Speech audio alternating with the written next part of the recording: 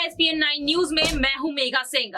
आजकल अजान विवाद काफी हो रहे हैं, हर स्टेट में देखा जा रहा है। कर्नाटका से फैला ये अजान विवाद अब धीरे धीरे देश के कई राज्यों में फैलता हुआ नजर आ रहा है। वहीं महाराष्ट्र में भी देखने को मिला, जिस तरह से राज ठाकरे का बयान आया और उसी पर अब राहुल गांधी ने भी अपना एक बयान सामने रखा है। तो अजान विवाद जो है वो धीरे धीरे फैलता हुआ नजर आ रहा है और ये विवाद पर अब राजनीति खेलने की कोशिश की जा रही है। तो इन्हीं मुद्दों पर आज हम बातचीत करेंगे और हमारे साथ मौजूद है हमारे सहयोगी दीपक, आपका बहुत बहुत स्वागत है।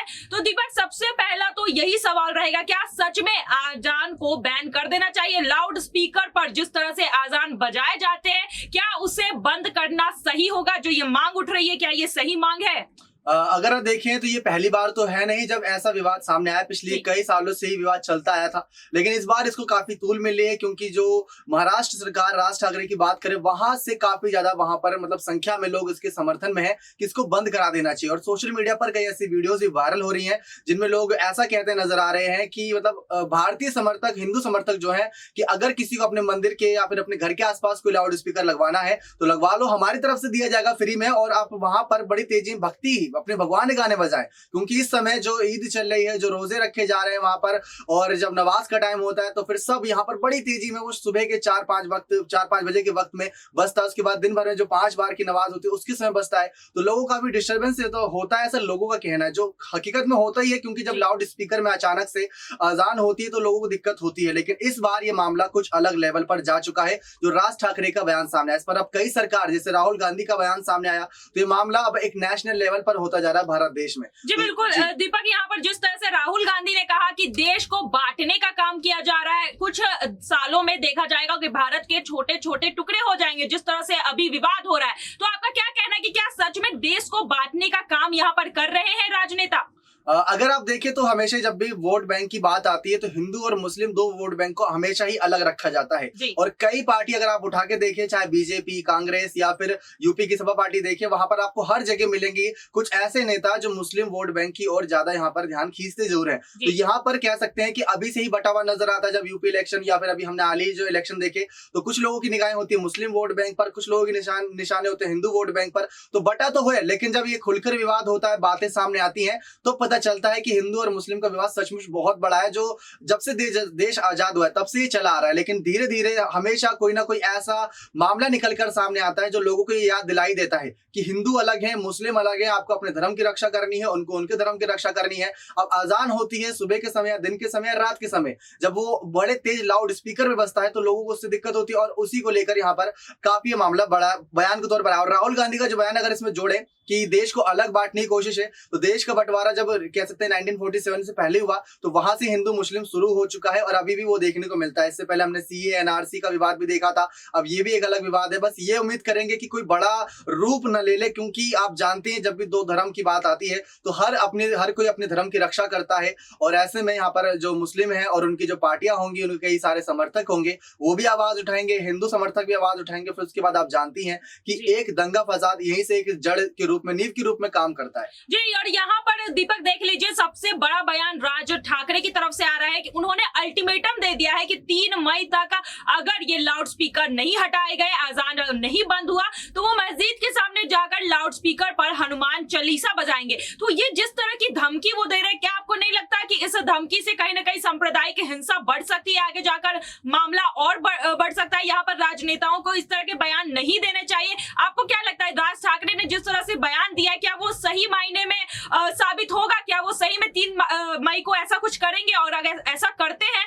तो क्या सांप्रदायिक हिंसा जो है वो बढ़ सकती है? तो यहाँ पर राजनेता जिस तरह से बयान दे रहे, क्या वो सही है? अगर आप बात करें राज ठाकरे की, तो उनका जितना भी अभी तक राजनीतिक करियर रहा है, उन्होंने जो जो बात कही, जो जो दावे किए जनता को लेकर, वो सारे वो उन्होंने सच करके दिखाए हैं। तो राज ठाकरे को हल्के में नहीं लिया जा सकता। लेकिन कई मामले ऐसे होते हैं जो बातों से भी निपटाए जा सकते हैं। अगर वहां पर अजान बजेगी, उसके सामने हनुमान चालीसा बजाने का मामला, मतलब फिर से वही है, हिंदू समर्थक आप एक तरफ कर दोगे, मुस्लिम समर्थक आप एक तरफ कर दोगे, और एक नए दंगे फसाद को यहीं से एक नींव मिलती नजर आएगी। लेकिन राज ठाकरे जो कहते हैं वो अक्सर करते जरूर है, चाहे क्योंकि वो एक जनता के अच्छे कैसे प्रतिष्ठा के रूप में दिखाई देते हैं। तो बड़े चेहरे हैं राज ठाकरे, उन्होंने जो कहा है वो कर भी सकते हैं, लेकिन यहाँ पर सरकार को, उनके बाकी समर्थकों को, उनके शुभ चिंतकों को समझाना होगा कि ये एक अलग ही मामला तूल पकड़ सकता है, क्योंकि ईद का शुभ अवसर है और ये रमजान का महीना पाक महीना कहा जाता है। और ऐसे में बात सिर्फ इस साल की नहीं है, ये पिछले कई सालों से, और ये बहुत पुरानी प्रथा है अजान की, लेकिन लाउड स्पीकर पे अजान बजाना वो शायद यहाँ पर एक बातों से मामला हल किया जा सकता है। लेकिन ऐसा मामला कि हनुमान चालीसा उसके यहाँ पर अपोजिट में बजाएंगे तो ये बहुत बड़ा विवाद ले लेगा। लेकिन यहाँ पर देखने को मिल रहा है कि मुख्तार अब्बास जो है वो एक बीजेपी के नेता है और उन्होंने राज ठाकरे का सपोर्ट किया है। तो क्या लगता है यहाँ पर किस तरह की राजनीति खेलने की कोशिश कर रही है बीजेपी, जहां पर बीजेपी के मुस्लिम नेता ही जो है वो राज ठाकरे के बयान को सपोर्ट करते हुए नजर आ रहे हैं। तो आपको लगता है कि धीरे धीरे इस पर राजनीति खेलने की कोशिश की जा रही है और ये मामला जो कर्नाटक से निकल के महाराष्ट्र में पहुंच चुका है, इससे और आगे बढ़ सकता है? क्या पूरे देश में ये मामला फैल सकता है? बिल्कुल, क्योंकि सोशल मीडिया का जमाना और फैलते कुछ भी चीज देर नहीं लगती। और जैसे हम देख सकते हैं कि सोशल मीडिया पर वीडियो वायरल हो भी रही है, कई समर्थक, हिंदू समर्थक यहाँ पर इसके खिलाफ खड़े हो चुके हैं और राज ठाकरे के पूरे समर्थन में नजर आ रहे हैं। अब मुख्तार अब्बास की आपने बात करी कि वो भी उनका समर्थन कर रहे हैं, या तो उन्होंने अभी तक कोई इस पर बयान नहीं दिया, या तो इस विवाद में वो फंसना नहीं चाहते क्योंकि पार्टी सत्ता में, और दूसरा उनका समर्थन भी बनाए रखना है, आगे राजनीतिक करियर भी उन्हें देखना है। तो कहीं ना कहीं राज ठाकरे के समर्थन में कई हिंदू यहाँ पर अभी से ही खड़े हैं। और जो बात रहेगी आगे इस विवाद को लेकर, जो बात मामला चल रहा है, इस पर कैसे राज ठाकरे कुछ और कड़े एक्शन 3 मई से पहले होंगे, ये भी देखना बहुत दिलचस्प होगा। क्योंकि वो 3 मई की बात तो कही गई है, लेकिन यहाँ पर अगर मुस्लिम समर्थक या फिर जितनी मस्जिदों में ये बज रहा है उसको लेकर उनका कोई बयान नहीं आया, क्योंकि वो भी आधिकारिक कोई ना कोई बयान जारी करेंगे कि हम इस पर क्या एक्शन लेते हैं, क्या वो यहाँ पे से लाउड स्पीकर हटाएंगे। वैसे देखा जाए तो मतलब सबका अपना अपना धर्म होता है, उनकी कुछ यहाँ पर आजादी होती है। अब उसके अंतर्गत यहाँ पर अगर राज ठाकरे कुछ कड़ा एक्शन उठा रहे हैं तो जरूर यहाँ पर काफी समर्थक ऐसे होंगे मुस्लिम के भी जो इसके खिलाफ आवाज बुलंद करेंगे, फिर ये एक अलग रूप लेगा। लेकिन दीपक, यहाँ पर मेन मुद्दा तो ध्वनि प्रदूषण को लेकर किया जा रहा है कि लाउड स्पीकर से ध्वनि प्रदूषण बढ़ता है और उसे कंट्रोल में करने की कोशिश कर रहे हैं। लेकिन आपको नहीं लगता कि राजनेता इसे हिंदू मुस्लिम एंगल देने की कोशिश कर रहे हैं, इस पर जानबूझकर सांप्रदायिक हिंसा बढ़ाने की कोशिश कर रहे हैं? क्योंकि देखिए यहाँ पर मुद्दा क्या है, मुद्दा है यहाँ पर ध्वनि प्रदूषण का, लाउड स्पीकर की वजह से जो फैल रहा है। तो आपको नहीं लगता कि सिर्फ मस्जिद को टारगेट करना, मस्जिद में अजान को टारगेट करना, लाउड स्पीकर को टारगेट करना यहाँ पर सही होगा? क्योंकि देखिए लाउड स्पीकर तो बहुत जगह बजाए जाते हैं, रैलियों में बजाई जाती है, शादियों में बजाई जाते हैं, मंदिर में भी बजाई जाती है। तो क्या लगता है आपको सिर्फ एक धर्म को टारगेट करना यहाँ पर सही मायने में सही होगा? यहाँ पर वही एक राजनेता के तौर पर, और जनता ने इनको पसंद करके अगर यहाँ पर महाराष्ट्र की सरकार सत्ता में लाए हैं